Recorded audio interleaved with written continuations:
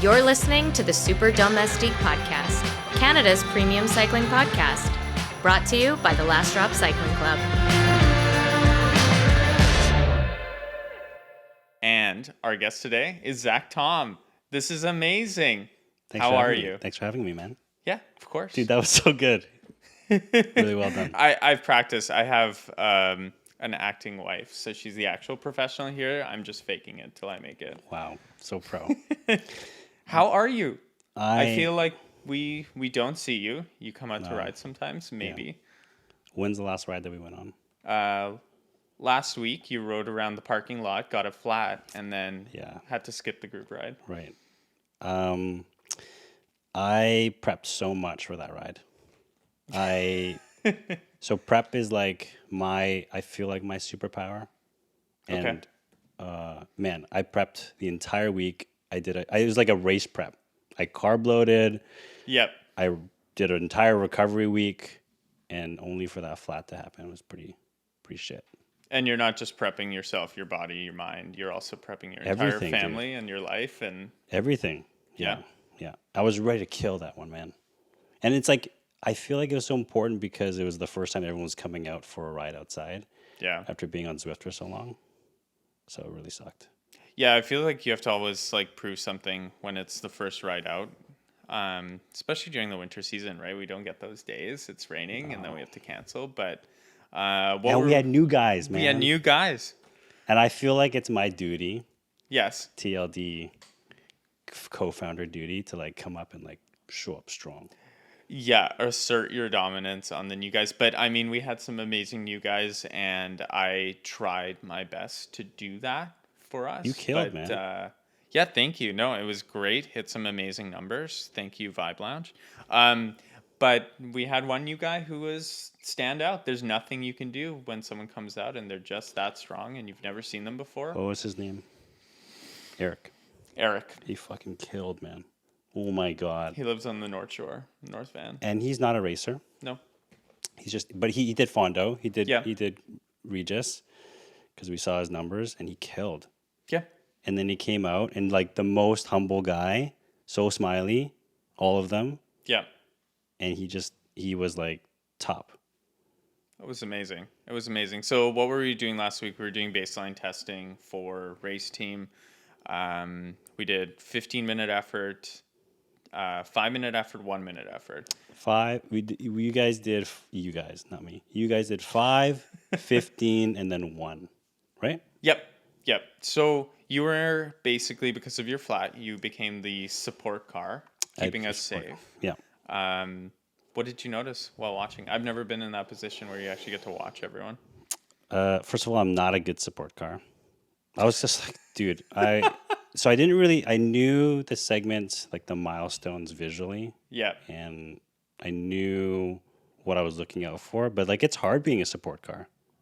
And like by yourself too. So I was like driving, looking at Strava, like trying to figure out where the end was, pull over safely, and then like catch some footage of you guys, and then cheer you guys onto the finish line. But I like fumbled it. I don't know if you guys saw me, but I was like doing U-turns. I would like speed up beside you and like trying to like yell and give encouragement and then get to the finish line. And then I didn't even like make it to the end. Yeah, but like, and then you're also dealing with cars who are like, what the fuck are you doing? And these soccer moms are trying to get to SFU to their kids or whatever. And they're seeing not only cyclists, but someone going 20 kilometers an hour beside. Yeah, I was trying to like play safety too. Yeah. Because it's on the highway, so.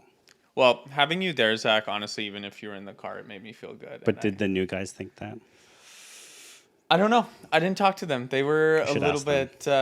either they were incredibly gassed or Eric was up the road, so... So we had Eric, James... How many new guys? 4 guys? Yeah. No, 5? Morgan...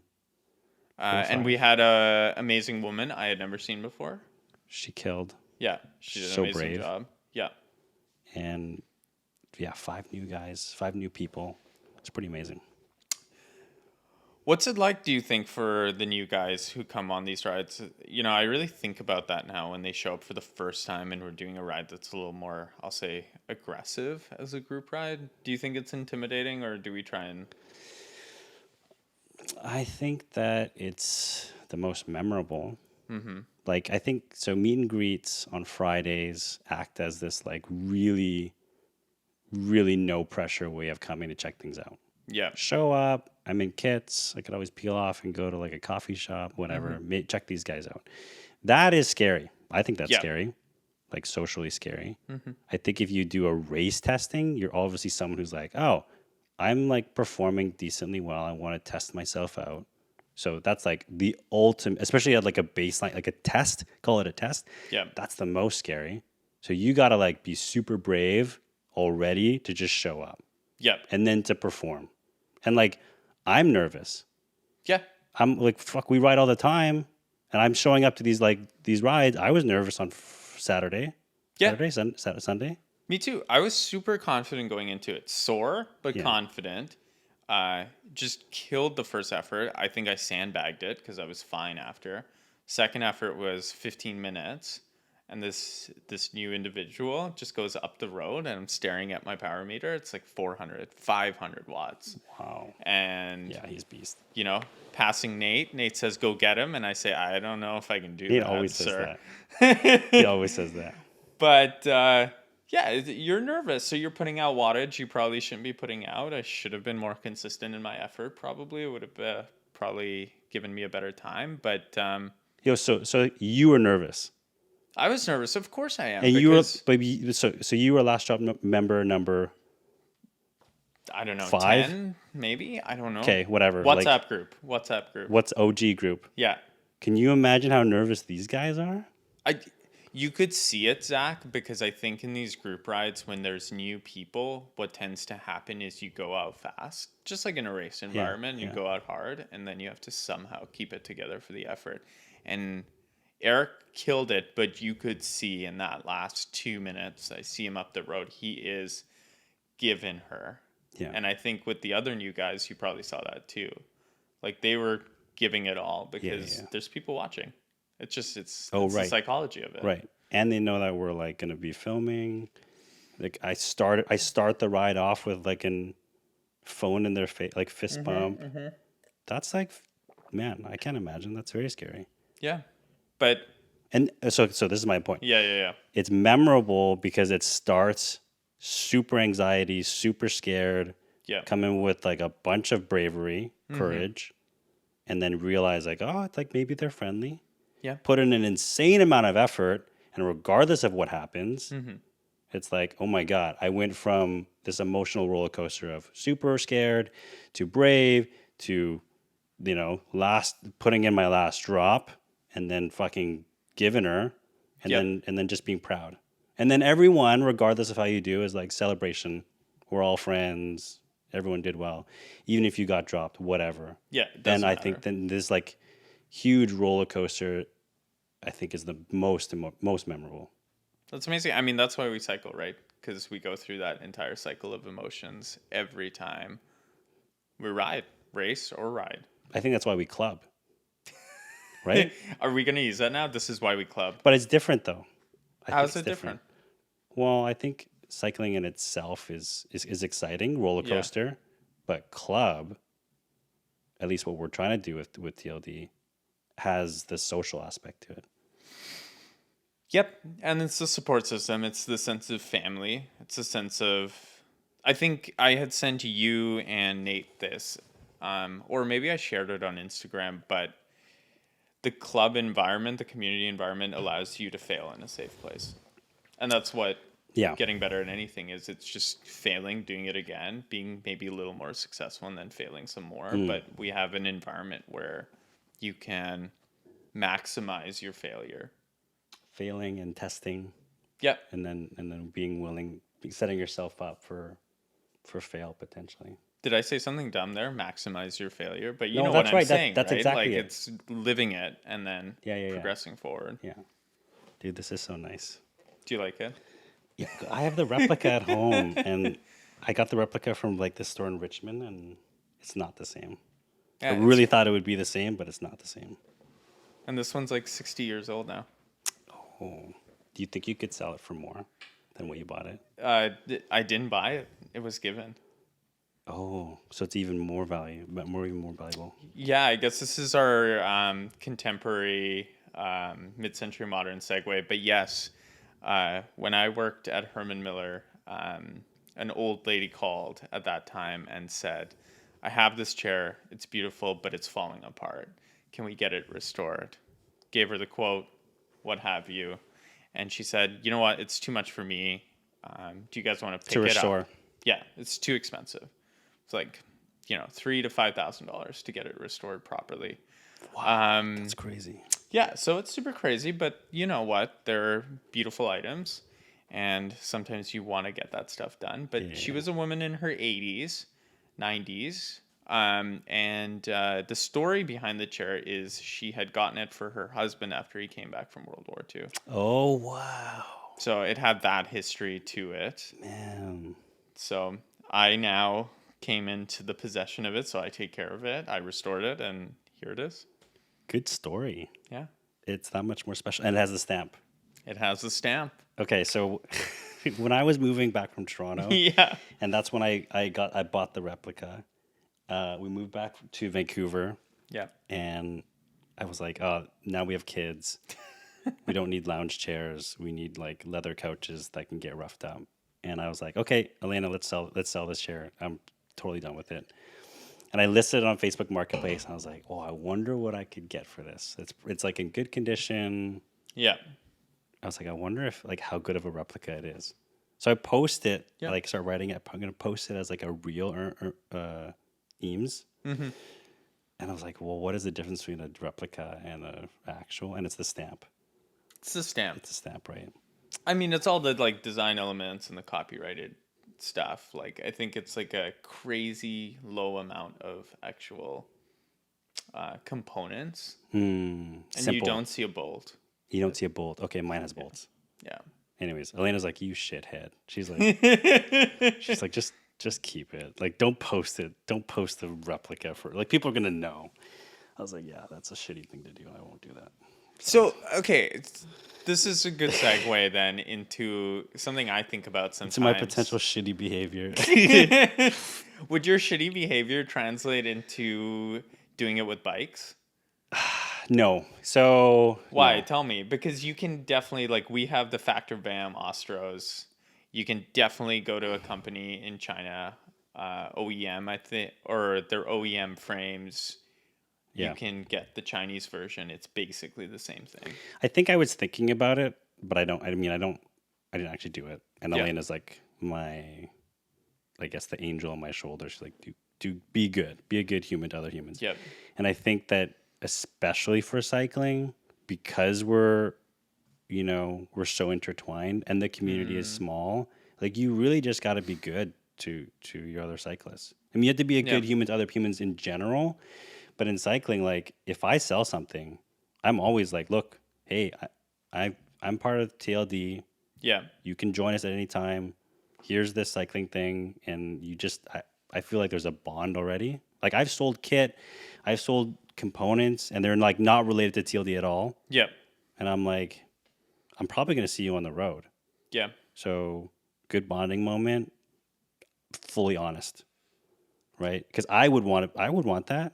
Yeah. If you're buying something, like you want someone to be like come in and be like be a bro and be like, okay, what's the real deal with this? Don't sell me something that's gonna break, especially if you're on the road, right? Totally. Like it could be Super dangerous. dangerous, yeah. Yeah. This is my justification for Dura Ace to my wife. Said it's safer. To what? I'll take her. It's safer? It's safer. I need it. It's not safer. There's this is it's the less justification durable. I use. It's less durable. It's less durable.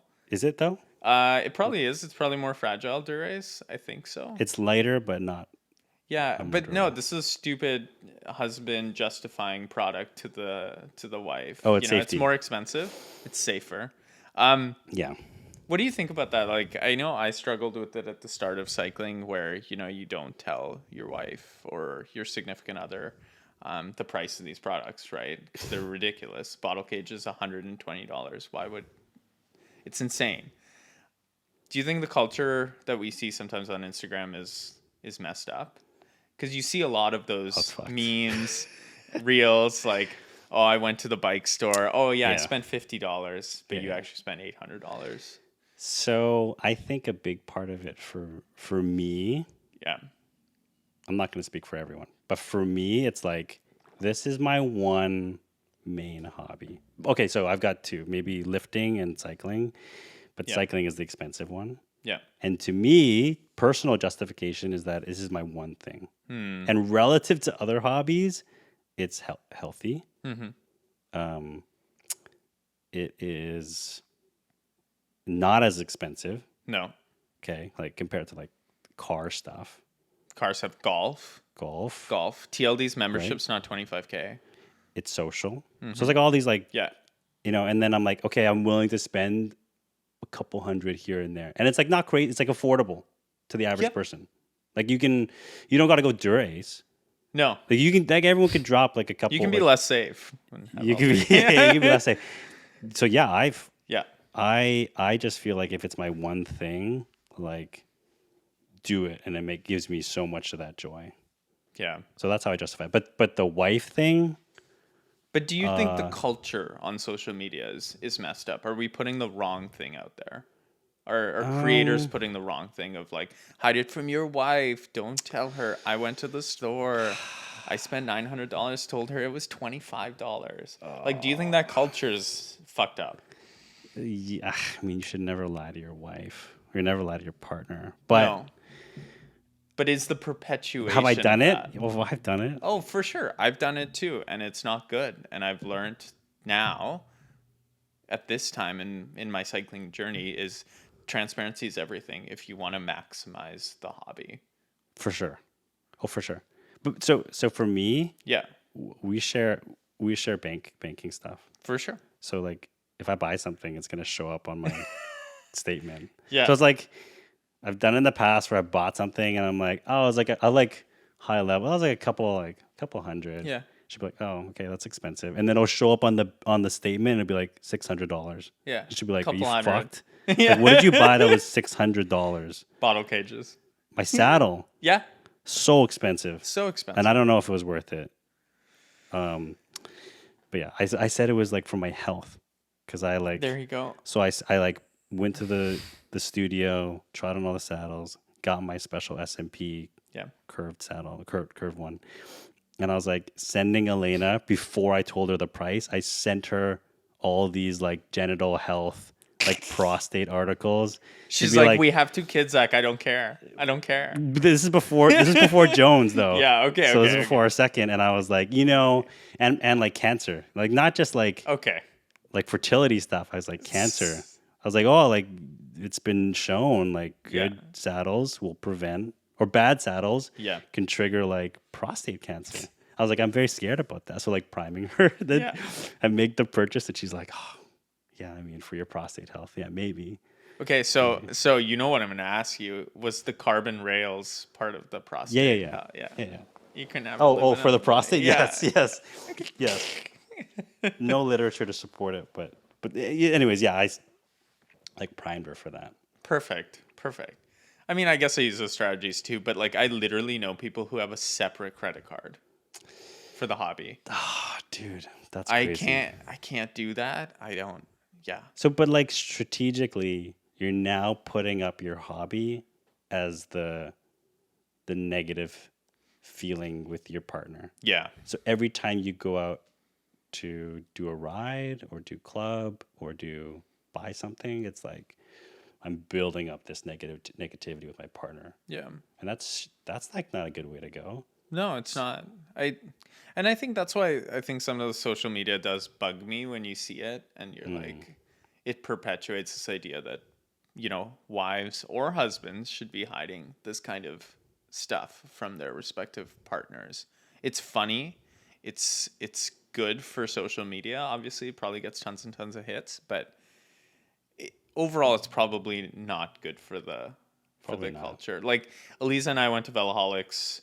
You know, she always comes with me. I find it absolutely insane that she takes this level of interest. So very grateful. She came in, and there was a guy there who was like, "Oh, love your bike. so beautiful. I can't believe your wife is here. Like, and I hope one day that conversation doesn't happen. Bro, you are at the pinnacle. Like, well done. And all the guys, all the husbands are like, slow clap. Yeah. You are at the pinnacle. She literally, like, legit supports you on all cycling stuff to another level. Bro, I have a hard time getting out for a ride. And Elena's supportive. I know. You're doing this fucking cycling podcast, like doing all this stuff, filming. That's amazing. You know what's fucked up the other day? She says to me something like, "Oh yeah, it's because the carbon like layup is like this," and I'm like, "Oh, that's awesome, dude. That's unreal." Elena's like, "Why does a bike cost that much? Why can't? What happens to your like aluminum? Yeah, like what is the carbon free? Like why? Why? We're still at that level. You're at her explaining to other people the importance." Dude, that's next level. It's transcended to the point where I'm like, Elisa, so it doesn't matter, right? You're so lucky, dude. So you have 3 helmets, bro. I know, it's fucked. Why you need 3 helmets? You have the same helmet, 3 different colors. That's ridiculous. Look, I got the regular edition. We got limited edition Paul Smith, and then we got to go Icon. I got a Jaden Smith it. Dude, I have the Icon in all white. I'd be divorced at helmet 2. Yeah, like there's no way that I'd make it to helmet 2. You have 3. How many do you have? 3. Okay. I sold the Game Changer to fund. Why? Another Icon. That was our matching helmet. I know. It looks weird. I look like I have an egg on my head. I don't think so. I'm not Matthew Van Der Poel. I don't have the physique for an aero helmet. But you love Matthew. I do. So that's been my number one thing for Zwift right now is watching cyclocross. Gets you hyped up. Totally. You're watching like Matthew Van Der Poel just like the last one. I'm doing 250 watts. He's doing 800. Yeah. I feel like I'm him. He's the rock star. MVP. Yeah, he is my MVP. He's the rock star. I channel him when I do sprint. Yep. I'm like, he's the man. Who's your top 3? Who are our like LeBron James of the industry now? It's him, Pogačar, and I kind of want to say Cav, just because he's older. Yeah. And I feel like I really want him to be in the game. Like, I know that's like he's trying to figure out his new team and stuff, but I'm like, yeah, man. He'll break the record this year. I believe it. Yeah. Pogačar because he like embodies how I think about sport. He's like next level. Yeah. But he's also this guy who's he's like a kid. Yeah. But he's like the kindest guy. He's like literally fist bumping other teammates, patting them on the back on road, and he don't care about like how he looks or whatever. He's just out there to go have fun. He's working hard. Yeah. And like when he loses, you hear him on interviews, he's just so humble. I'm like, oh man. That's the best. I laugh so much at that one post that's all over social media with him where he says like, "Oh, I'm not very aggressive, I'm a conservative rider," and then all the clips of him at the tour just being ridiculous. Yeah. He reminds me of Fox, or Fox reminds me of him. Yeah. Fox. I miss Fox. Fox, go pro. Fox. We see you. But he looks like Fox. Fox looks like him. Yep. No, absolutely. But my wife will kill me because she made these cue cards because she thinks that obviously I look at them? Maybe a little bit of a useless host. Should we do it? So I got questions for Zach. Okay, so I mean, I think some of us have looked it up, but like, let's really understand, why are you consuming the kiwi with the skin on? Oh, the kiwi with the skin. Yes. That's my most popular topic on my. Do you get 100 DMs a day? Humble Instagram. No, I don't get 100 DMs. I've been eating kiwis consistently for 2 years now. Yeah. And I try to get. So first of all, kiwis are amazing. They have like more vitamin C than an orange, which is crazy because oranges are the star of vitamin C. Yep. And it's got fiber. And the reason why I eat the peel. Mm-hmm. So wait, let me back up. The shitty part of an orange is like, dude, you always have to peel it. You've got all this peel. You got to throw it away. You've got like cuts in your fingers. They're going to sting. Your hands are all mucky. You eat the orange. It's just like a pain in the ass. Kind of sad about it. Yeah. Except if you have it in the shower. That's a whole other thing. I love that shower and the orange. I'll tell you about that later. But then the kiwi, you've never done that? Shower, orange? Fuck, go do that now. Do that today. Okay. Warm shower, cold orange. Peel it in the shower, and it's a free spa. Okay. Noted. You guys both got to try it. Yeah, I think. You've never done it? No, I've never done Okay, it. This just do is it. crazy. I don't want to like over... Yeah, don't overhype it. Yeah, don't overhype it. Just do it, though. Yeah, okay. Anyways, the kiwi is perfect. Okay, so like... Yeah. Why do you like grapes? Do you like grapes? I like grapes. We don't keep them in the house because they're insanely Oh. poisonous to dogs. Okay, so fine. that's why. But I love Kill grapes. chips. Okay. Yeah. Okay, let me tell you why I like grapes. Because you just wash them and you pop them in your mouth and you get this explosion of flavor, right? Like, what other fruits like that? Apparently a kiwi. Well, kiwi, if you have to peel it, no. And it's like the pain in the ass because you got to wash it, you got to cut it, you got to spoon it. Mm-hmm. And when you spoon it, there's no way that you're not going to get juice everywhere. Yeah. And you've also used a knife and a spoon and probably a bowl. That's 3 things. So practical now, Zach. Dude, I don't have time to wash 3 things or clean up the counter. So the kiwi is like the superfruit grape. Yep. It's like better. You wash it and the skin, you just eat it. There's folic acid in the skin, there's fiber, and boom, you get this like first bite of just juice. It's amazing. I need to try it. I have to get over it. I just can't do it. The people think that the fuzz or the hair is like really off-putting, but honestly, when you take that first bite, you don't feel it. And golden kiwis don't have that much fuzz. I'm like kiwis, okay. known as like the kiwi skin eater guy now. And the people are like sending me photos of themselves throughout the week, being like, kiwi. "Yo, be proud! Like I ate it with the skin." I'm Yeah, like, yeah. "Good job, man." It's good though. Zach, this is your way of going viral. I guarantee it. You're gonna have people all over the world eating kiwis. The crazy thing is that I actually worked with Zespri before. That's the Kiwi brand. Okay, so that's like the equivalent of like a Blue Jay orange. It's Zespri. Okay. Golden kiwis. Noted. And I've worked them before. Yeah. Worked with them before in my last company because we were gonna do. I used to work in sustainability, and we were gonna do a deal with them because it comes in these like plastic cartridges, and the last company I was at did plastic offsets. Yeah. So I know the guys, and I've tagged them on Instagram, Zespri North America. Yeah. And they just they don't give a shit. They don't give a shit. Dude, they don't give a shit. Okay, we need a produce sponsor, so yeah, keep That could working be it. it, Keep man. it working it. I was actually I was gonna bring kiwis today, but I didn't. Okay, well next time. Yeah. Next time. Okay, you're up next. You can ask me Oh, something. okay, yeah. Yeah. Caffeine or no caffeine, and why? Fuck, I know. It's so I feel like I walk around like an imposter now. So we They're talk- like, oh, Jam, oh, you love coffee. Yeah, you were gonna say. We talk about this a lot. I know, talked about this before. Yeah, I feel shitty now when I go to coffee shops. I feel like feel made shitty? fun of almost because I'm like, oh, I'll get a decaf latte, I'll get a decaf americano, and yeah, even the person behind the counter is like, what's wrong with you? You're gonna pay $6 for premium decaf? Anyway, And you're coffee guy too. I know, and this is why I walk around like an imposter now at the club. They're like, "Oh, Jam, I tried this coffee. It was so amazing. Have you tried it?" And I said, it's been years And Nate did an Instagram video of you making a beautiful coffee. But Legit no, way. it's all decaf now, man. Like as you probably know, I had a little bit of like a heart scare, I'll say, last year. Did an amazing event, 9 hours, kept my heart rate over 120 beats per minute for 9.5 hours.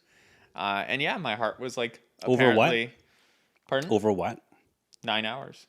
What was your beats? It was over 120. Over 120? Yeah.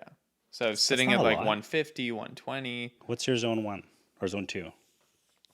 Zone 2 is probably 110. Oh shit! Your heart rate's so low.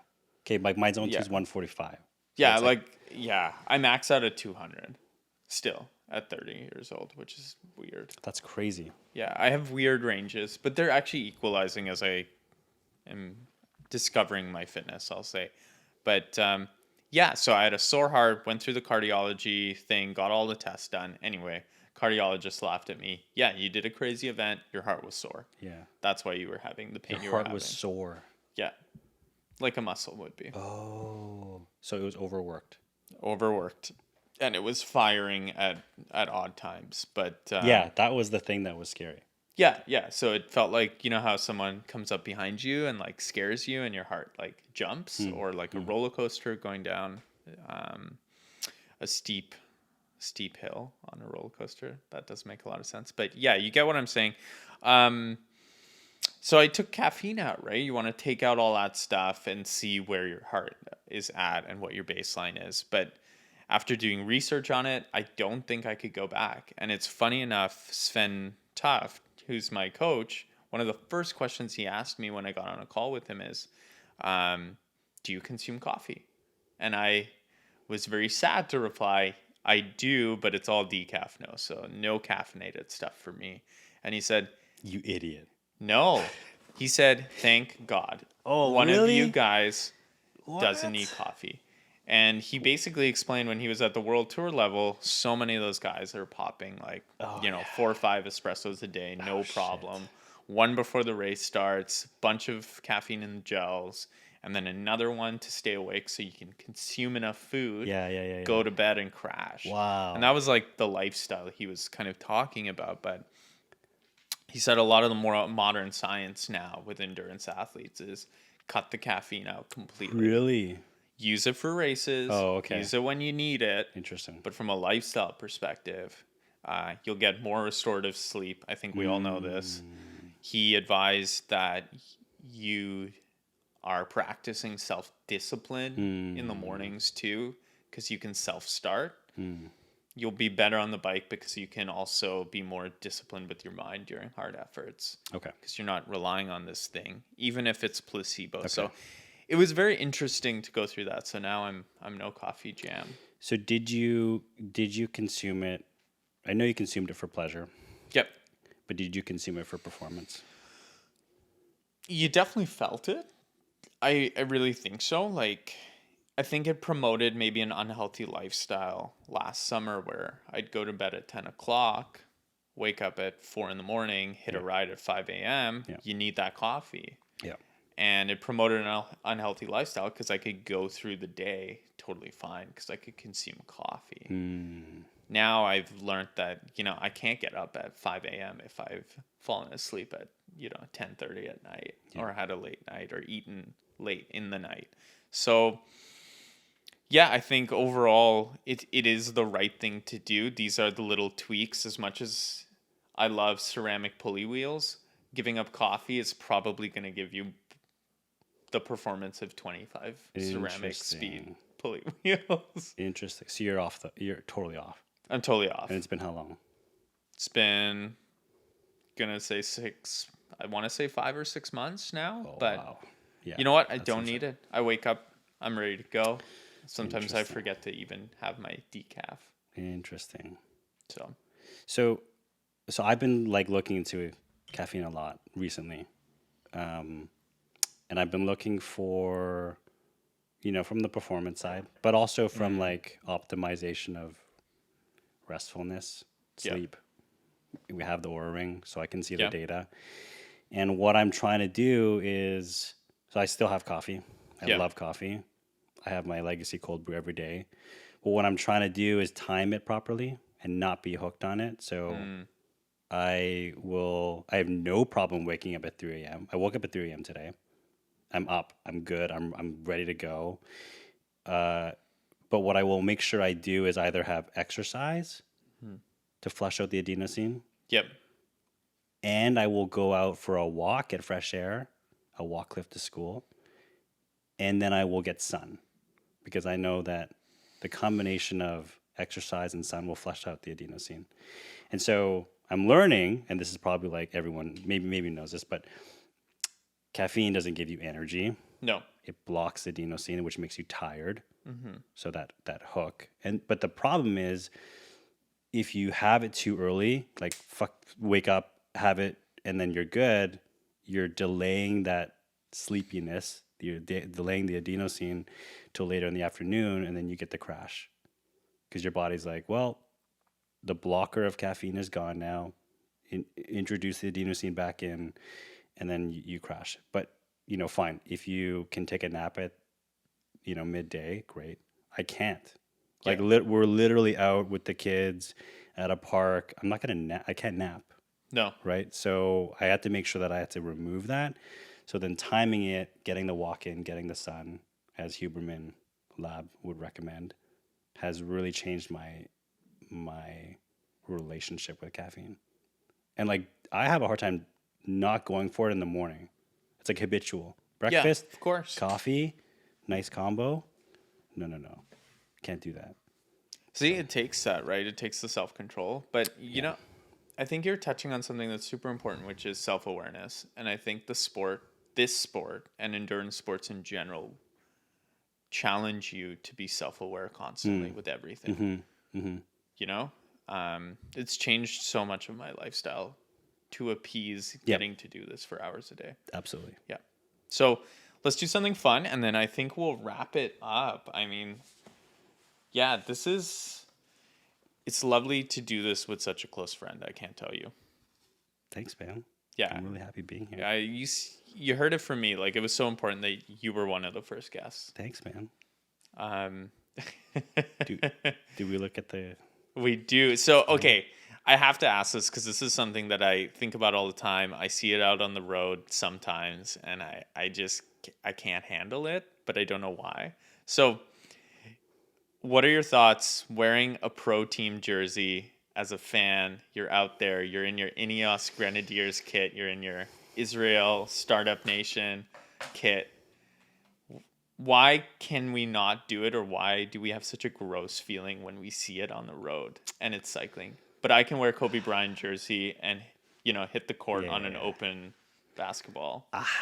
I feel like over the last couple of years, it's changed. I feel like that was cool, like a couple of years ago. Was it cool? I don't know. Maybe I wasn't cool, and I thought it was cool. I wasn't cool, so I thought it was cool. Like I was shopping for those like pro jerseys, but then now when I see it, I'm like, oh man. But why is it not cool in cycling? I don't get it. I don't know. I think that the pretentiousness of the sport, it's so much about like flex. I hate that part so much. I hate it so much. But like, like pas normal.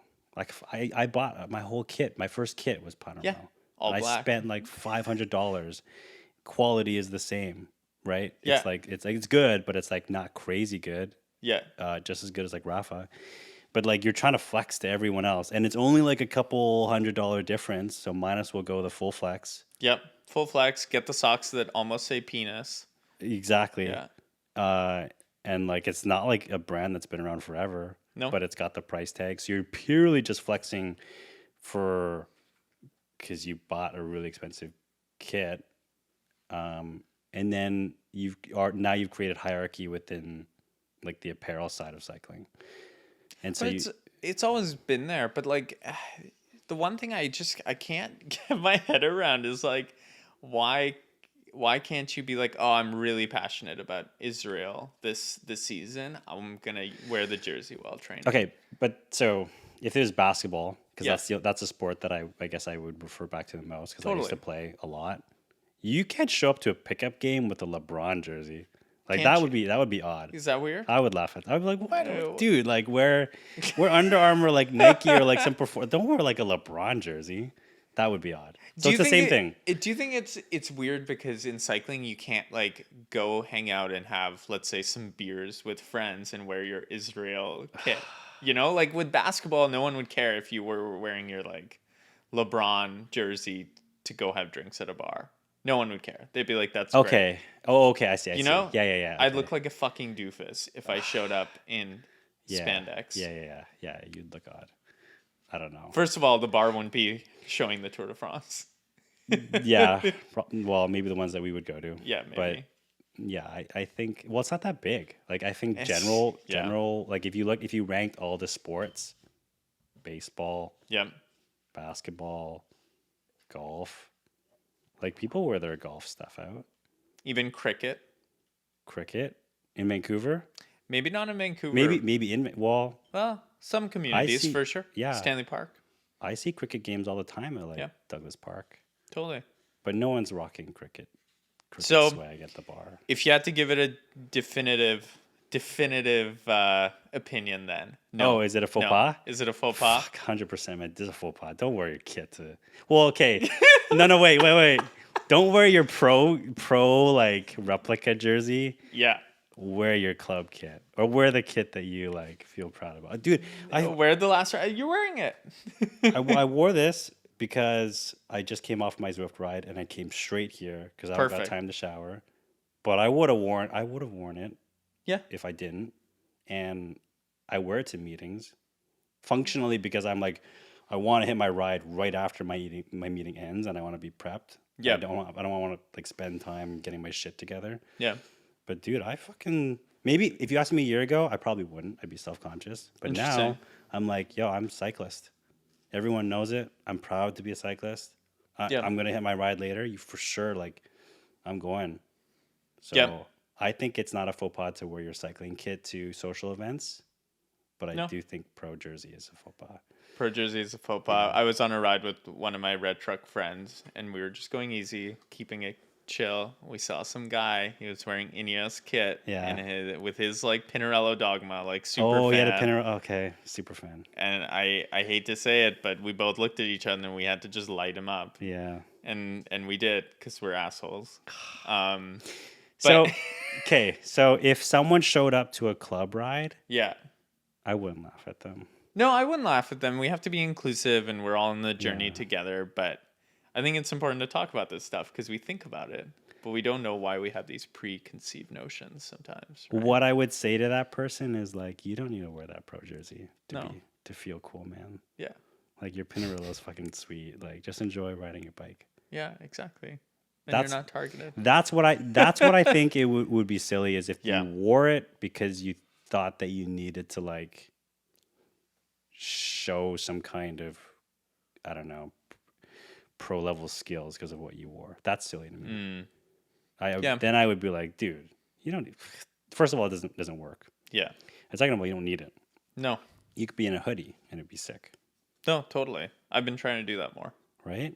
I went to my haircut, took my bike, wore a hoodie and just some bip shorts. That's and the went. ultimate awesome. flex. Yeah. When you come in with like not full kit, just like whatever. Yeah. Like We'll I think we had someone come to one of our rides with like Oh, for sure. a hoodie. For sure. It's not smart. It's not arrow. It's not smart, but like cycling needs to get away from that, right? Too. Yeah, like yeah. I'm excited this summer. I'm gonna do t-shirt rides. T-shirt rides. Where But it's then where like do you put your t-shirt, shit though? Like Ari's no like- pockets, Or he's right? raising his fist in the background. Yeah. He's a fan. Where do you put your stuff? Okay, so It's not functional. So if it's not functional, then I'm out. I don't like. so plug to Cafe Ducey class. Oh, okay, fine. Their Yeah, they got t-shirts sick have shit. little pockets. They got sick shit for sure. Yeah, And or you wear a bar. You have a bar bag, and then you deal with the whole. I don't fuck with that. We'll save that for next time you're on the pod. You can talk about. It's just silly. Yeah. Maybe Yeah. maybe because I'm not gravel. So I don't have it on the gravel bike. okay, so Regina showed up I to know. race testing and with a bar bag, and I'm like, cool. If we're gonna go for a coffee ride, Cool. but you're trying to hit a time. You can't have that bag. We're all learning. Yeah, We're I all told her learning. after. I was like, we gotta. Yeah. Get rid of it. That's like 10 seconds there. Cool. Well, Oh, I have a question. Do I? Have yeah, I think you should go next. Should I? And then we'll wrap it. Okay. Socks. Faux pas. Inside or outside of your tights? That's a Matthew Vanderpool thing. Did you know that? No, He I started didn't. this madness. Outside your tights? So Or he inside? started doing it outside his tights, and then people went crazy. Oh, really? And then now we all seem to do it. I do it. Oh, I don't do it. You don't? Why? I just think it looks goofy having it like it's like bunched up. I guess. I mean, okay, so you know what I do, which in the winter, I wear 2 pairs of socks. I wear one on the inside and then one on the outside. It's because you're cold. Yeah, always cold. But that's what I do. But I think it looks cool. You don't think socks outside tights? I want to. I want to do it for like brand, like to Yeah. show off the brand, to show off the like TLD socks. But I don't think it's comfortable. And I don't think it looks good bulk. I just don't know. Okay, see, we disagree, Zach. Yeah. But white socks. White socks. And then ankle socks? Is that person just cut immediately?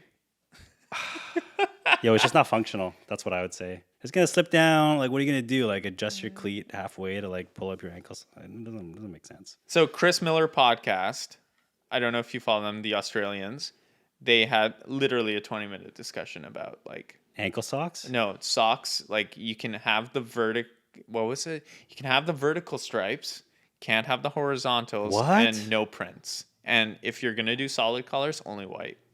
You rocked some funky socks, I feel. I do. I enjoy it. I love the culture behind it. But yeah, that's how hardcore people are. Oh, I didn't know there was so much about socks. Yeah. I just like ankle socks for sure now. Yeah, no, ankle That's socks okay. are absolutely not. Yeah. Yeah, but we'll be kind. So we've learned kindness at this podcast. White socks only. White socks only. So on that bombshell, I think we end. This is the first episode of our lovely Super Domestique podcast. And thanks for being my number 1 Super Domestique. Thanks, bro. There's that. Oh, wow. Look at that.